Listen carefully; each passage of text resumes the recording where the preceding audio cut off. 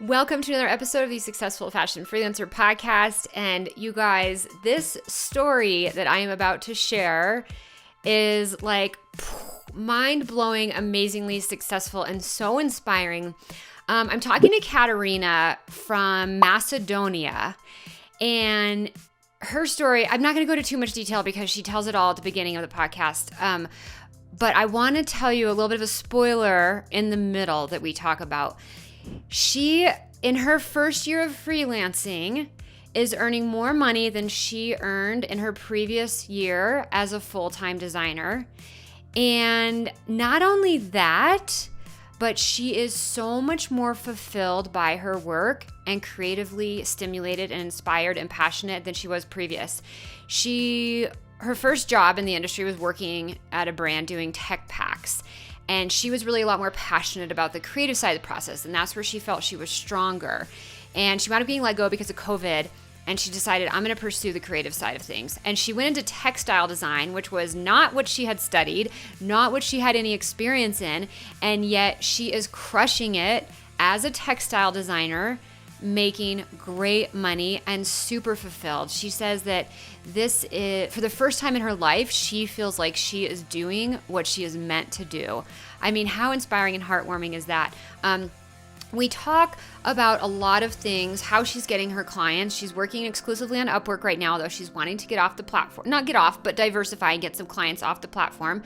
But she talks a lot about how she thought about her pricing, how she put her portfolio together since she didn't have any experience as a textile designer, and how she's getting her clients, what her process of working with them looks like, red flags that she looks for when talking to brands about working with them, and so many valuable things. So if you are trying to maybe break into a category or a niche that you don't have experience in, if you're trying to kickstart your freelance career on Upwork, if you are just inspired by freelancing and you want to learn all the things, this interview has everything that you are going to be so excited to hear. I cannot wait to introduce you to Katerina. Now, Katerina is one of our Freelance Accelerator students who's kicking major ass like many of our students, and I'm so inspired to share her story. If you are looking for more hands-on, personalized, and step-by-step support for your career as a freelancer in the fashion industry, I would love to help you out by giving you some of our best free resources. You can get those by heading on over to sewheidi.com/freelance, SEWHEIDI.com/freelance. We will hook you up with a ton of free resources to get started.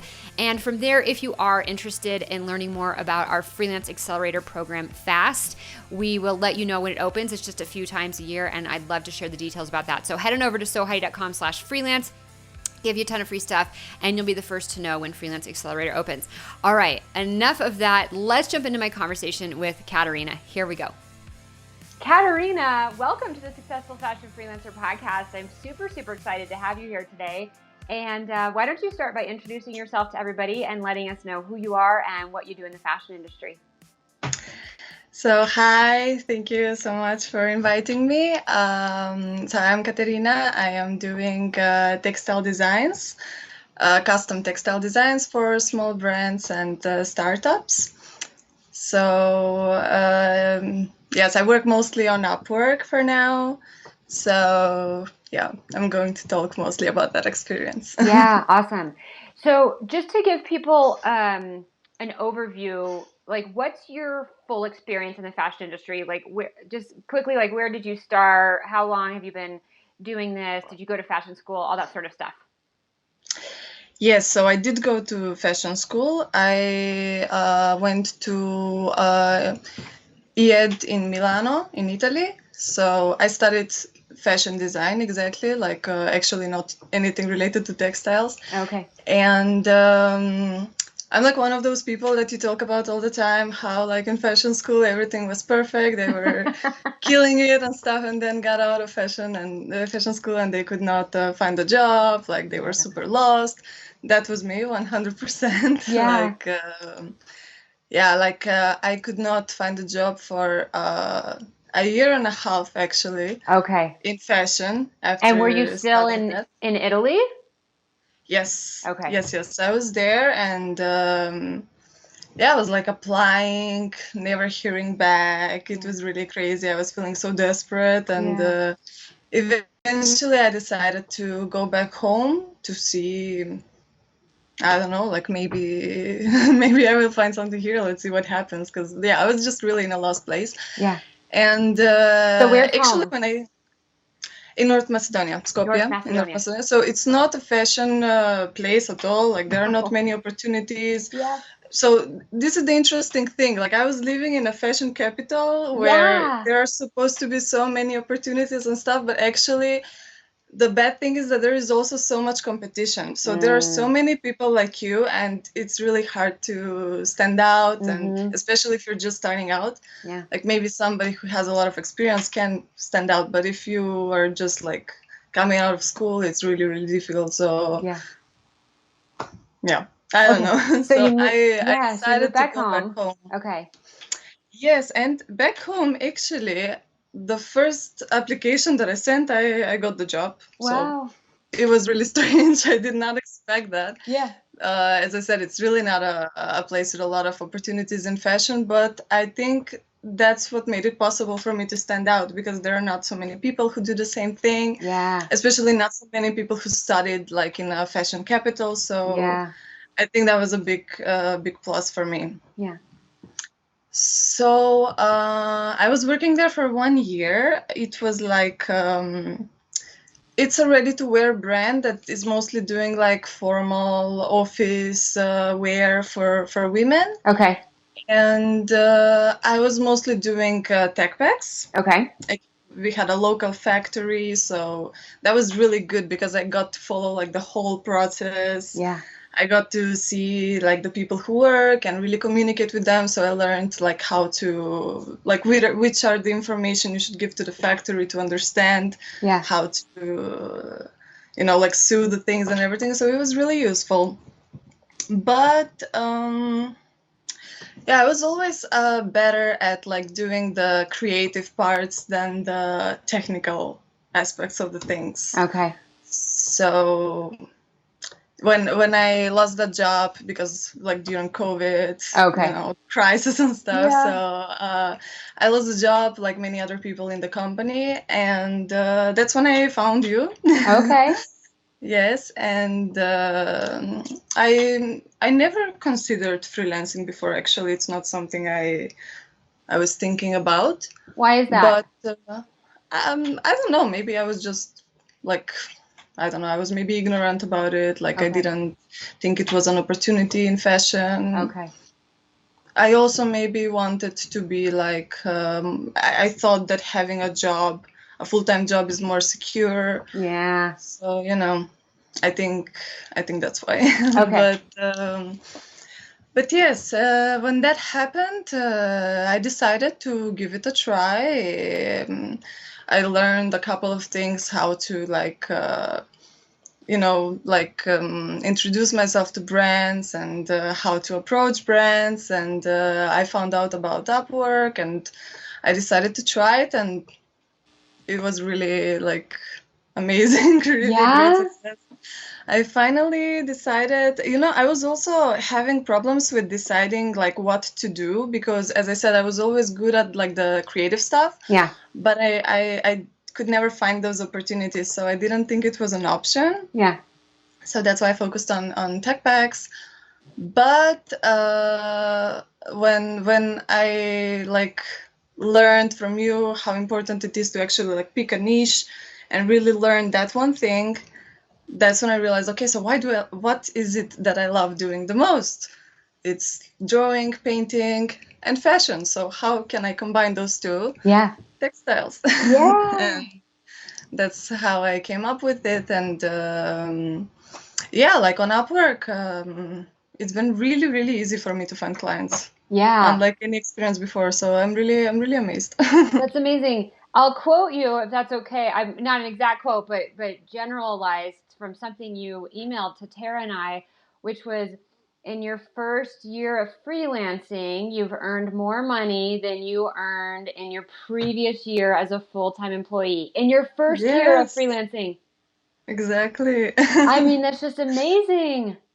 Yeah, no, How does I'm that also, I feel? cannot believe it. I cannot believe it. Yeah. Especially, as I said, like coming from a place when I was desperately sending so many applications Yeah. before and never hearing back. Yeah. And now, like, immediately, like, I think I sent 3 applications, and the third one, I actually got the job. So Oh, on Upwork, 3 on proposals. Upwork, yes, Okay. yes, yes. Okay. So it's a huge difference, and it's something I did not expect. Yeah. Yeah, I'm really, really amazed. Yeah. I mean, And how the did, most yeah, important go ahead. thing, Yeah.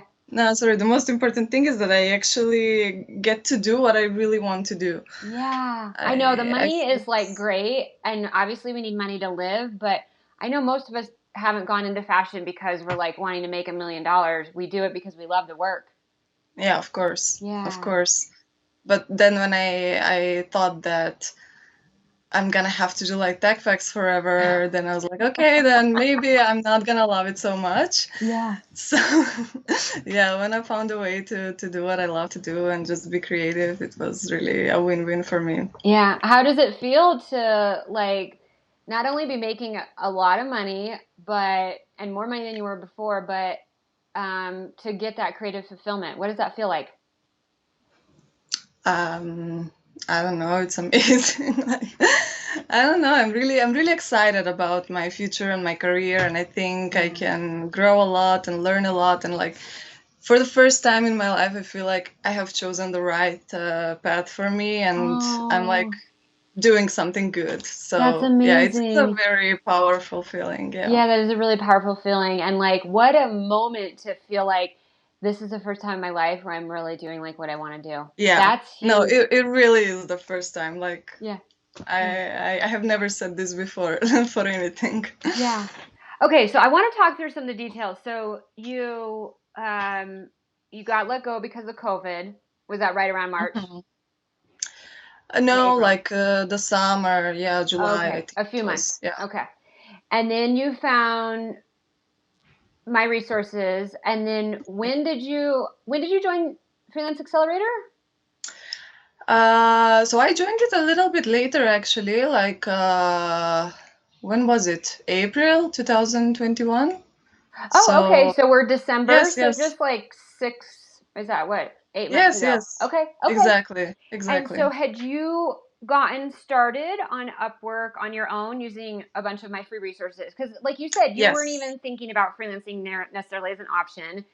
And then, you found the resources mm, and you used some of those free resources to get a kickstart. And it sounds like you started to see some success. Yeah? exactly, exactly. Okay, Yeah, okay. that's exactly what happened. Um, And so you didn't have a background in textiles. You didn't study that in school. You then had a job doing tech packs, which is very opposite of creating Very different. textiles. Yeah. Yeah. So how did you put together a self-directed portfolio? Like how did you present yourself and get those first few projects without any experience in that specific category?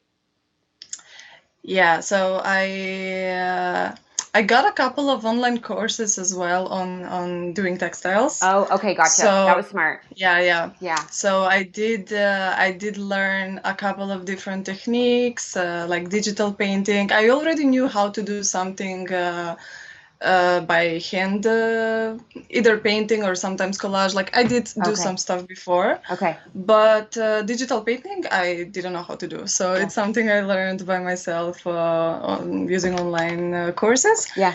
And yes, I put together a portfolio with very few projects actually. Like Yeah.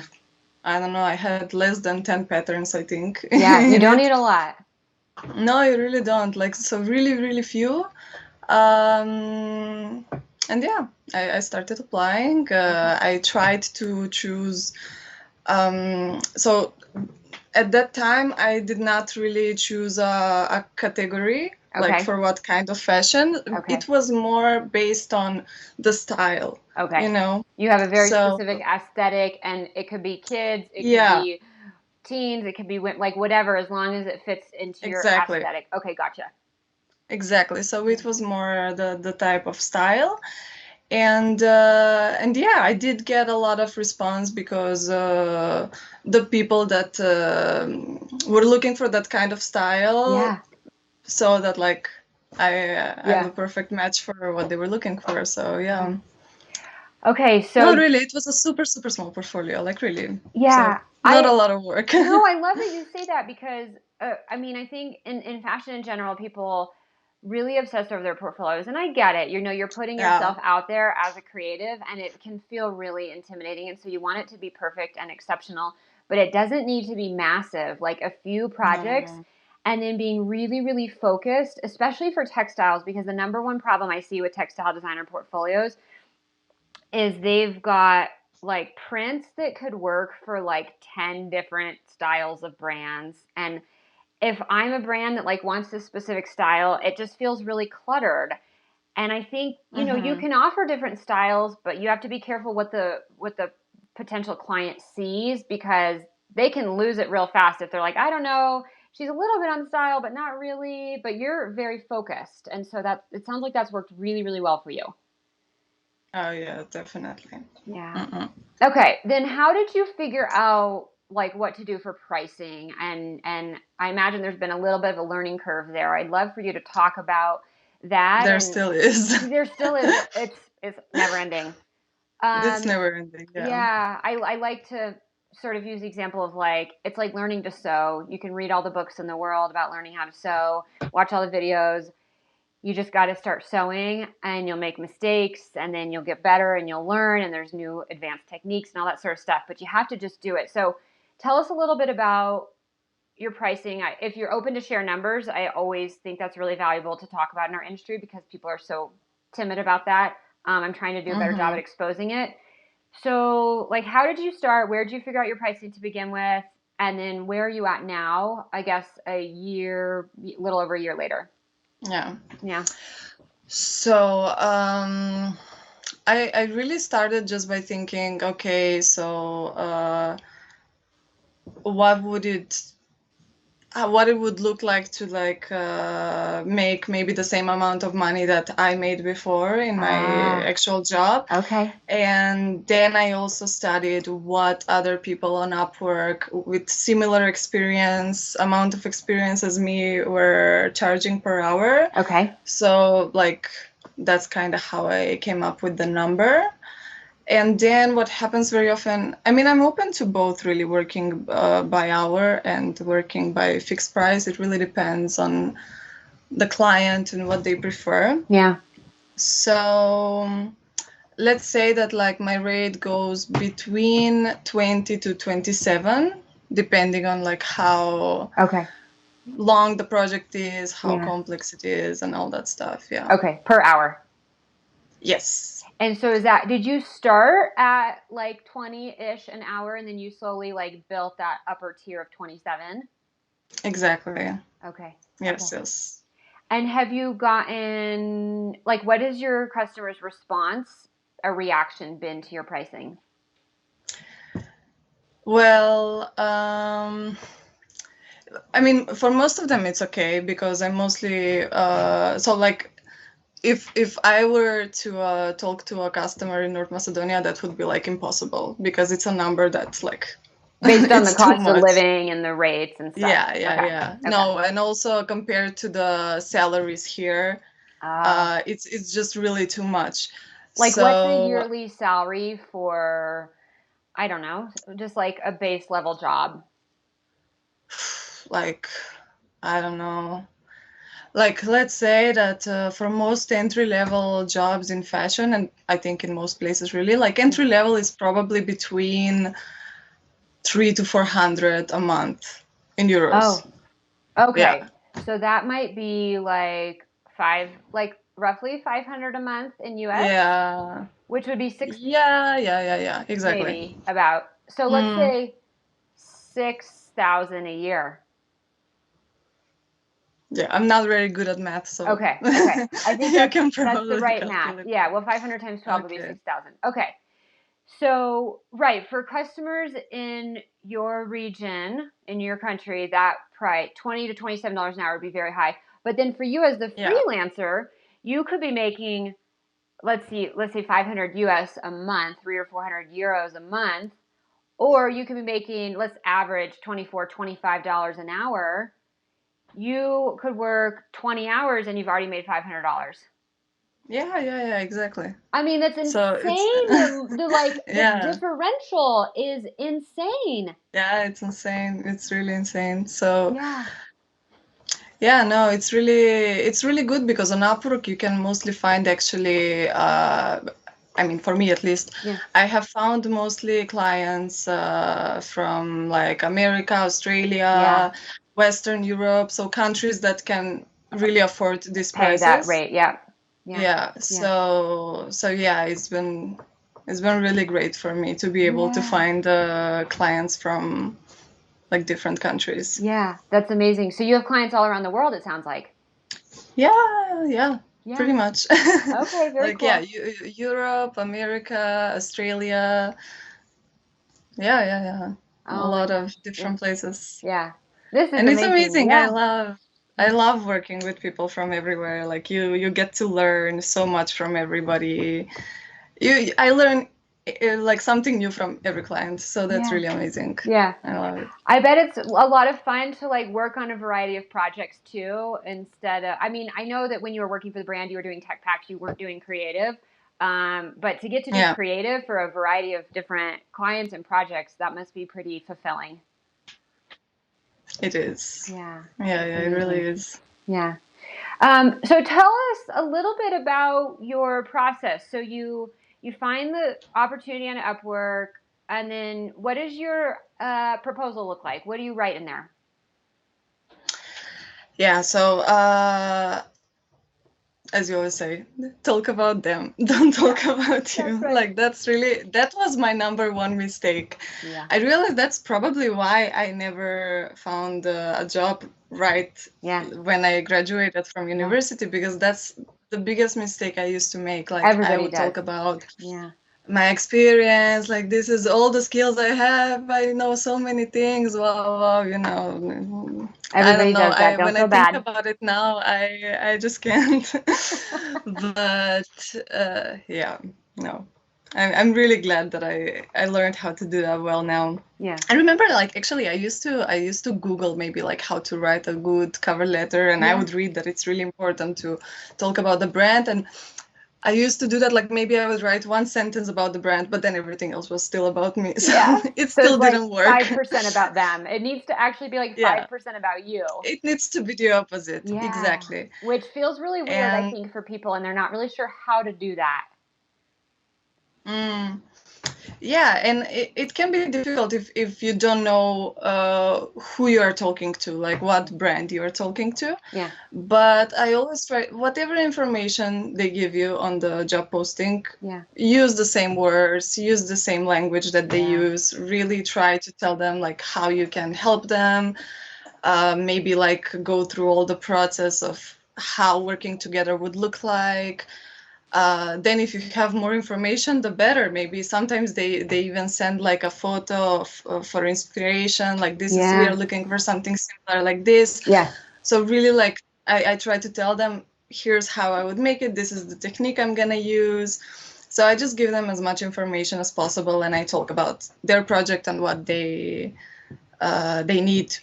So about me, I am only saying my name. I'm a textile designer. I love to work with small brands and help them, create bold and eye-catching textiles. And Yeah. like that's the only thing I would say about Yeah, myself. right? That's all you have to say is like one sentence is more than enough. Yes, and very often, uh, once we like have the interview and stuff, they don't even ask me about my past experience, like how many years I have I worked, know. where I've studied. They They don't really ask for don't your care. resume. They don't It's ask for any of this stuff that no, people no, freak out over. Yeah. no. Yeah. Exactly. I used to freak out about that too, but Yeah. actually nobody asks me. Nobody Like asks. sometimes maybe, but it's rare. They really care that like, can you give them the result that they want, and are you going to do a good job and like Yeah, take care of them and be a good freelancer that's going to deliver on time and be reliable? That's what they care about. They don't care where you went to school. They don't care if you have 3 years of experience or 0 years of experience. They just want you to be able to definitely. produce the thing that they need you to produce. Yeah. Okay, so you send the proposal, mostly talking about them, and then it sounds like you typically get on a phone call, or are you doing a Zoom or something like that? Well, it depends, sometimes if it's a bigger project, usually we do a video call. Okay.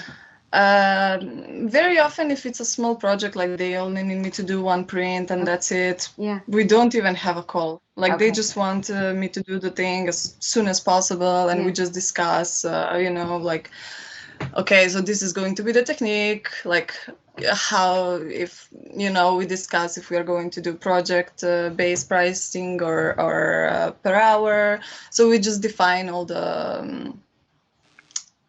how do you say that? Like the scope of Like, the project, maybe. yeah, exactly. Yeah. Like we just define all the things. And nothing. Then I just send them drafts. Like that's a very important thing, actually.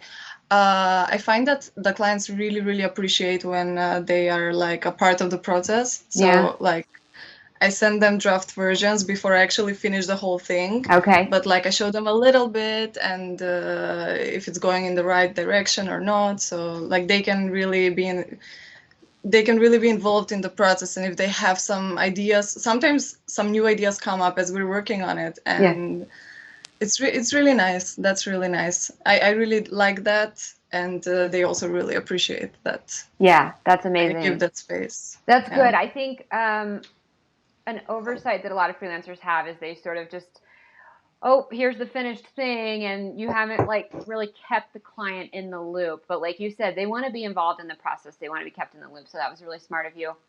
I'm curious to know, like when you first started on Upwork, I think a lot of people have, they're like, oh, I don't have any reviews. How can I get started from zero? Like it's only the, now they've got different badges and stuff, but like it's only the top rated people that are going to get any work. Were you nervous about that? And like, what was I know you said I think you said the first 3 proposals you sent out, you got one of the jobs. Yeah.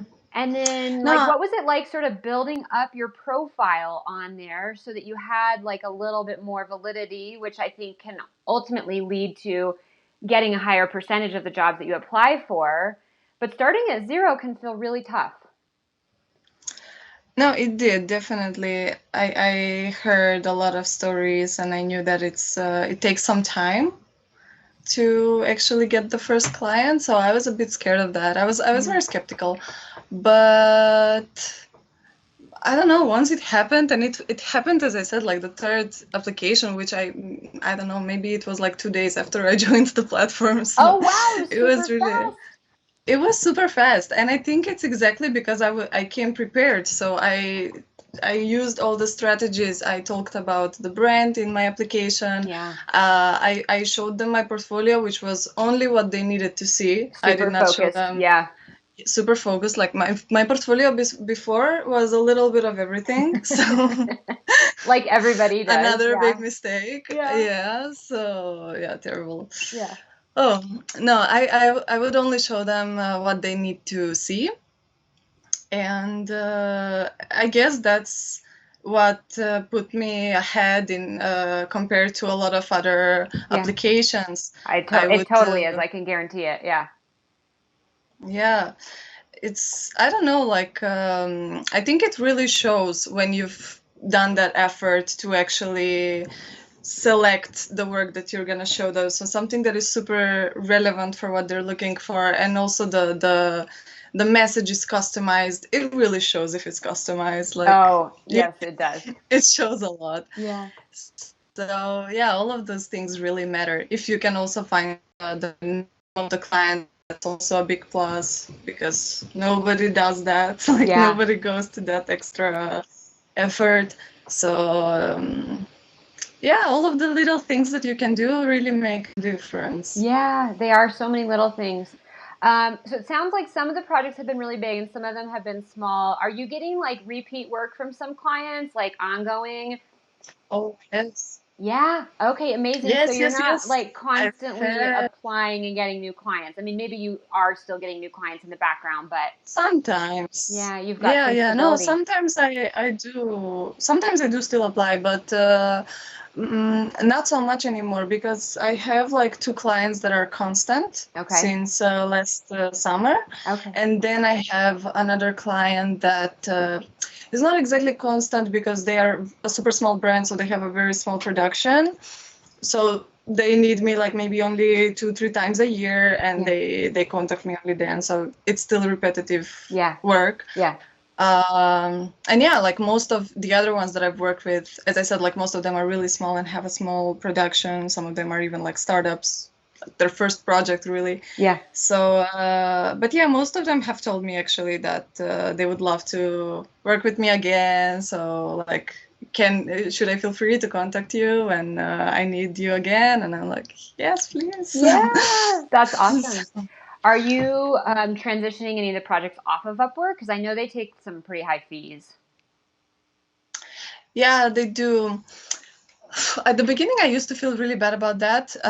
Now I kind of accept it because at the end of the day, I realize it's been really so easy for me to find clients there Mm, that, I mean, I don't know, maybe they deserve it. Like, I don't know, really. I haven't tried to take it go out. off, Okay. take it out. Yes, I have been thinking, and it's something I'm working on right now. I want to start finding clients outside of the platform. Okay. So yeah, that's something that I'm working on right now. I Yeah. actually got one already through a friend of mine who was working with him, and they needed a designer, so he recommended me, and Yeah. yeah, we started working together. That's like my first client outside of the platform, so it's been really nice. Yeah. And yeah, no, it's something I'm planning to do. What has inspired you to want to work outside of the platform?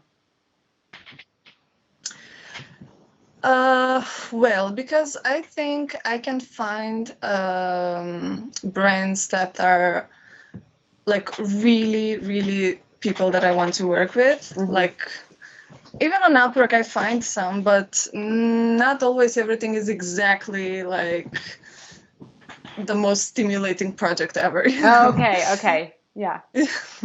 Yeah, like sometimes the work is repetitive and I don't know. Like I really I follow a lot of brands on like Instagram that I really like, and so I'm thinking that it's time to approach them. Okay. So just from a creative perspective, you're like, this brand looks amazing, and the Upwork projects, they're fine and they're working, but you'd like to pursue some stuff that's a little bit more that you're a little more passionate about, maybe creatively. Yeah, also. I mean, as I said, I have found really amazing projects and also like stimulating projects on Upwork, but Yeah. it's not like always the case. Totally. So it would be really good to be in control of that part as well. Yeah. And I also just want to like test it because Upwork is a really safe space for me at this point. Like as I Yeah. said, it's really easy for me to find clients there. Yeah. Like I learned how it works, and I'm just like I don't know. I feel like it would be really interesting and stimulating for me to really try and approach brands and see if I want to use all these strategies outside of a platform and see Yeah. what happens. Yeah. I Um, think it's like the next step for me. yeah, I've heard that from other freelancers inside of Fast who have seen great success on Upwork. A lot of our students have, which is amazing. Because I used to not be a big promoter of the platform, but I know. yeah, because I think it used to have a reputation for just really cheap brands that wanted something for a really low price, but it's changed a lot over the years, and so many of our students have seen massive success like you. But something I've heard from a lot of them is that they're very comfortable in Upwork, and going outside of Upwork can feel a little bit, I guess, intimidating, or I'm not sure what the right word is.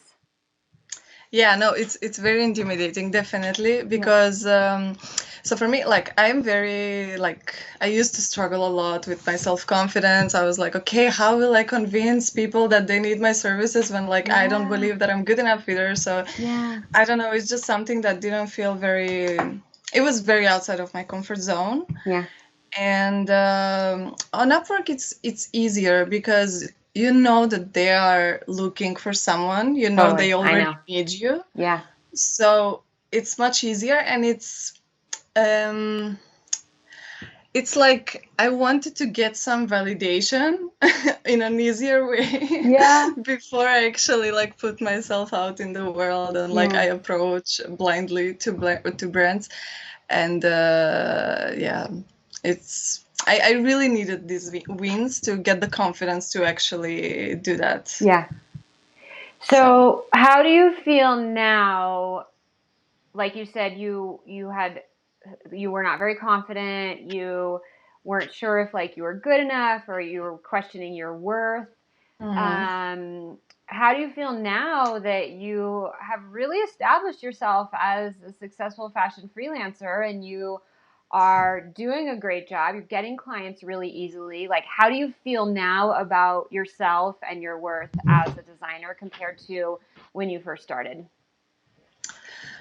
I mean, the insecurity is always there, of course. Like, I don't Yeah, think it ever goes it away. doesn't. Yeah, that's true. I don't know. I guess it depends also on like what kind of person you are. So I don't know. I'm that kind of person that like no success is enough. Like Yeah. I can never prove to myself that I'm good Yeah. enough. So yeah, the insecurity is always there. But I feel, once I've had that validation from a client that is really happy and they give me work again and again, it makes me feel like, okay, maybe I can do this. Yeah. And yeah, that has definitely helped me feel more confident. But I mean, I always struggle with it. It's always there. I can't Yeah. say that Yeah. it's It not w- happening anymore. no, it will never fully go away. I mean, I know after freelancing for 10 years and just anything day to day in life, like it never you can get stronger, but it's always there a little bit. Yeah, Yeah. I don't know. It's really I learned to trust my gut a lot. Like I Okay. really I always used to think that doing business in a way, because that's what freelancing is in a Yeah, way, it's you a do business. business by yourself. Yeah. I used to think that everything needs to be like really, programmed, and everything needs to be how to say, like very organized in your head, like before you do anything, before you Yeah. say anything. Yeah. But actually a lot of it is really intuitive. And I realized that like my following my intuition is actually bringing me to really good points. Yeah. So I need to just trust myself more. It's really what's all about. Can you The give more an experience. Yeah. Okay, go. Sorry. Well, can you give an example of like what was a situation where you felt that it was intuitive and you just trusted your gut on that? Like what exactly are you talking about? Um, like about everything really, about like the pricing as well, about Mm. the business aspect of it, but also the creative part. So Mm. like this is something that happens all the time to me even today, but at the beginning a lot more. Yeah. Uh, Once I started working on a project, like the first day or two, I like go into a crisis. I get crazy. Like I think, oh no, I cannot do this. I should Yeah. just tell the client that I cannot do this, Yeah. whatever. But I don't know. I keep on trying. I keep on. It usually happens, especially with like very experimental projects, very experimental techniques that maybe I haven't tried before. So Okay. I applied for it because I think it's really cool and I really like it. But then once I work on it, at the beginning, I always go crazy. But yeah, I just decided at the end of the day that I'm going to trust myself. I'm going to do my best. I'm going to work, like, I'm going to do everything that I can. Yeah. And actually, those are the projects that turn out the best because they are Yeah. super, super experimental, super unique. So yeah, like those projects are one of my most successful projects. That's amazing. I think, as creatives, and I think, the fashion industry is really good at sort of beating us down and making us feel like we're not that great. And Yeah. I think the truth is that most of us know more than we think, and we're better at the things that we do than we think, and better than we give ourselves credit for. And so it's hard, right? It's a constant struggle and it's never going to go away, but to constantly remind yourself, like, do a gut check. No, you know what? I do know what I'm doing. I've got this. I'm going to follow my intuition and it's going to be great. And it's like you said, those are the projects that have been the best. Yes, those are the most fulfilling ones, because I just tried so many things and something worked, something didn't work, but that's awesome. It's a really nice process at the end of the day. Yeah, that's amazing. What have you learned about working on Upwork as far as maybe spotting red flags for clients who, I mean, just something that like people say and experience. I think this is actually the minority, but you tell me what your experience has been. You know, clients who are like, oh, I'm going to reject the job and not pay you, or clients that are just going to be difficult to work with or something like that. What has been your experience with that? And what have you learned as far as, like I said, spotting red flags to maybe be able to pick that out at the beginning before agreeing to the job? Yeah. So I've never had somebody not pay me. Oh, that's great. But I have had some that like maybe we agreed on a fixed price and like 2 to 3 revisions included, and then when they asked me for more revisions than that, and I would be like, okay, so like these were the revisions that were included in the price. Yeah, these are not included. Like they would just be like, oh no, but it's such a small revision. How can you ask me to pay you for this? Like, yeah, I've had that kind of experience. So what do you do in that situation? I don't know. It really, I don't know actually what you do in that situation. Like, well, what did you do? Nothing. I just tried to explain to the client that we agreed to this, and you know, those are the rules. I mean, if it really means so much to him, okay, I will do this revision without actually getting paid, but I do not want to continue working with them if this is how they are going to go about it, you know? Yeah. And yeah, they were like, okay, then like we are not going to work together anymore. Okay, so you hold your ground, yes. and then that's just not the right client for you because they're not respectful of your time and your work. Okay, good. Yeah, exactly. Good for you. Exactly. That's, I think, the worst experience I had. Okay. Nothing more than that. And I mean, it's important also to mention that it was a client who was already asked me for less than what I normally there's charge. your red flag. There was the red flag, exactly. But I really thought the project is really interesting. Okay. Yeah. So I was like, okay, like this is really stimulating, so I would accept it. Yeah. But yeah, I shouldn't have, because that red flag was like, it continued throughout the whole work. So yeah. So, you know, and that's one of the things that I love about freelancing is that, you know, you're the boss, you're the CEO of your freelance business, and you get to make the decision. So you thought, okay, they're asking for a lower price. Now you know that can be a red flag, but you get to make the executive decision. Well, this is a project that feels a little bit more creative. And so, you know what, I'm going to do it. And you learn something from it. And maybe you still had fun doing the actual creative process. Exactly. And there you go. You move on from there. Yeah. Yeah, exactly. I love that. I don't know. It's really, exactly. It's up for you to decide if you want to, what you're going to do. If you're willing to lower your price for a project that's really cool, and you think you can really learn a lot from it. I don't know. It's really, it can turn out great actually. Like maybe the first project is gonna be paid less, but then they actually have a big success and they can pay you more. Like I don't know. It really doesn't have to always turn out bad. No, it doesn't. And that's why you get to make the decision whether or not you want to give that project a shot. Yeah, exactly. Yeah. Going back to something we talked about a little earlier, I'm curious. So you kickstarted your freelance career using our free resources, which is amazing, and you got some success. What was it that made you decide to enroll in Freelance Accelerator were you stuck, or like where were you at that you're like, you know what, I'm going to take the next step and do the program?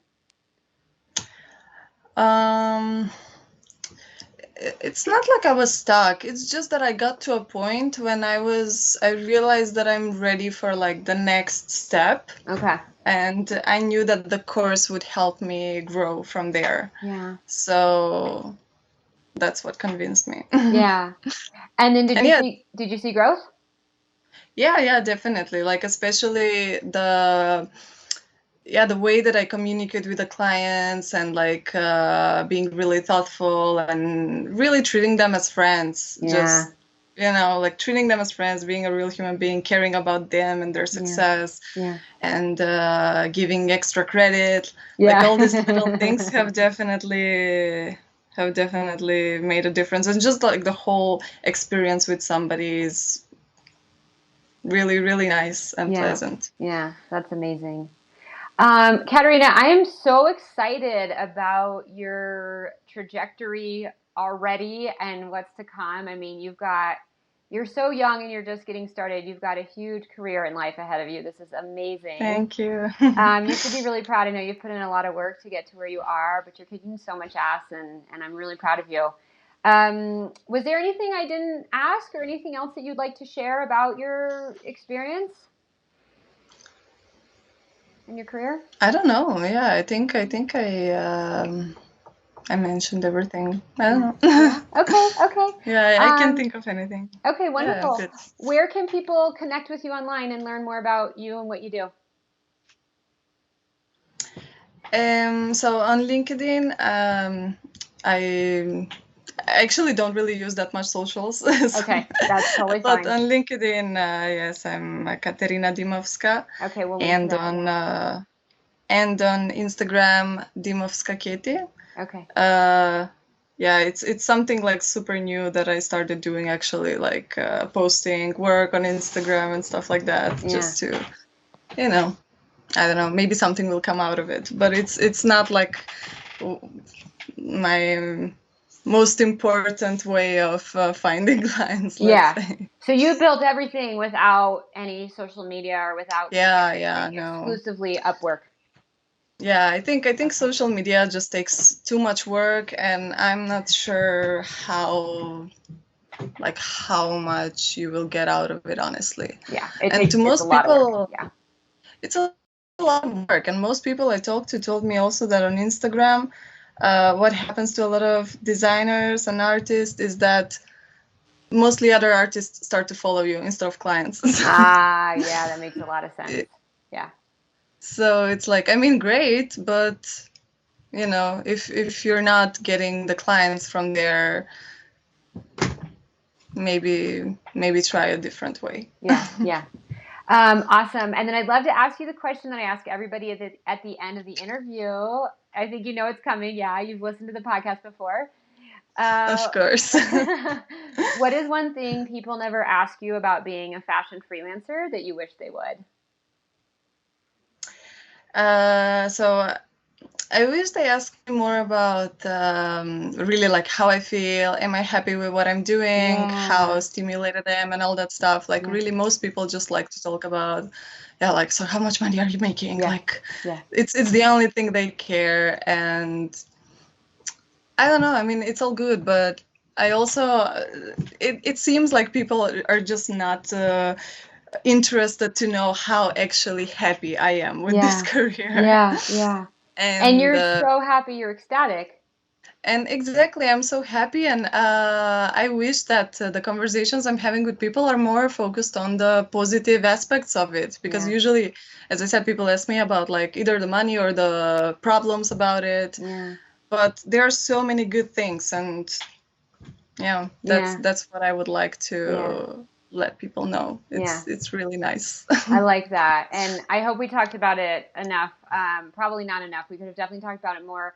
I think that when it comes to freelancing, it has such a connotation for being like, oh, you're freelancing. Like you're basically a starving artist, right? And so, and you're eating ramen, like barely making any money. And so people are really curious about the financial side of it, because I think it's like a quick and easy validation of like, okay, on paper, are you air quote successful?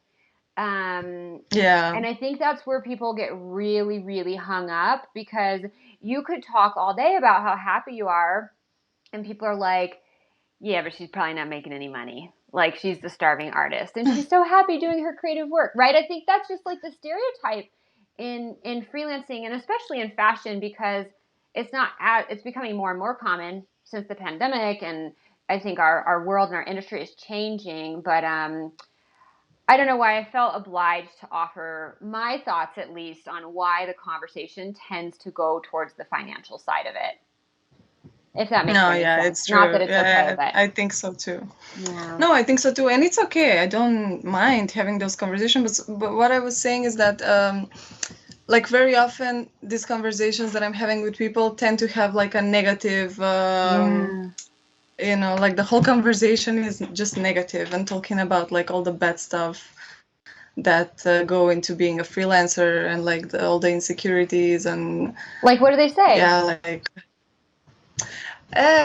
they think that first of all, like, you don't have any security, you don't know like if you're gonna make it next month, like how are you even having constant work, what kind of clients do you work with, like can you even, if you're not like fully working for someone, can you even understand their needs, like stuff like that. I don't know. They usually, I think most people have negative thoughts about freelancing, and they probably just want to know if it's true or not. So that's what they ask me. That's why they ask me that. But yeah. Cool. But no, it's really cool. It's really cool. Yeah, I know it's really cool. And you're like you said, you're doing like you feel like for the first time in your life, you're doing what you're meant to do, and you're so fulfilled, and you're doing the creative work that you love. Who are the kinds of people that are asking or saying this kind of stuff? Is this like family members of like an older generation? Is this like other peers in the industry? I'm just kind of curious, like, do you see a trend of like what type of people those comments are coming from? So since I don't know many people from the industry, this really comes from people outside of the industry mostly. Like, like elderly people, but also like people from my generation. Okay. No, also my friends, but all of them are working in different industries, so they don't know anything about fashion, but they still have these negative assumptions about fashion and working in fashion, freelancing in fashion, just all the things. Well, hopefully you can just take the initiative to be assertive, and beyond all the financial questions, just tell them how happy you are and how fulfilled, and you're getting to work on projects you love, and you're not doing tech packs all day, which was great, and it was a job, but you didn't actually really love it, and now you're getting to do the creative work you're so passionate about. So I think sometimes it's on us to do a little bit of gentle and kind education to other people, right? Yeah, exactly. Awesome. Well, thank you so much, Katerina. It's been awesome having you here on the show and getting to hear your whole story. And I'm so excited for you. And you'll have to keep us posted on how your career continues to grow. I will. Yeah. Yeah. Thank you so much, Heidi. Really, thank you so much for all you do. Really, all this success is only thanks to you. So I really am so thankful, and I will definitely update you on how it goes. So. You're so sweet. It's been really, really nice to talk to you. Yeah, you too. Thank you. Bye. Bye-bye. Thank you so much for listening to this episode of the Successful Fashion Freelancer podcast. I really appreciate each and every one of you being here today and spending time with myself and Katerina to hear her story. It's so, so inspiring. I hope you're having an awesome day, whatever it is you are up to. I also want to give a big shout out to two people behind the scenes that really help make the show possible. That is Tara, my right hand in the business, who does so many different things, one of which is coordinating the podcast and making sure the show actually happens. And second is Mark, my husband, who does all the tech and editing and make sure that the podcast sounds good in your ears. And Looks good on video here as well if you're watching on YouTube. Beyond that, again, thank you so much to you for listening. If you want to see massive success like Katerina and you are not sure exactly where to start or what to do or what the whole process looks like or how to figure out all the business things when it comes to freelancing and setting your pricing and doing your portfolio, all the things that can sound really overwhelming, I want to hook you up with my best free resources. Head on over to soheidi.com/freelance. We'll link that below in the show notes, and I will send you a ton of free stuff to help you get started step by step. Beyond that, if you are interested in our Freelance Accelerator program, it opens just a few times a year, and signing up under soheidi.com/freelance will get you on the email list, and I will let you know when the program opens and share all the details. And if it's something you're interested in, we would love to have you. All right, thank you again for listening, and I'll talk to you in the next episode. Bye.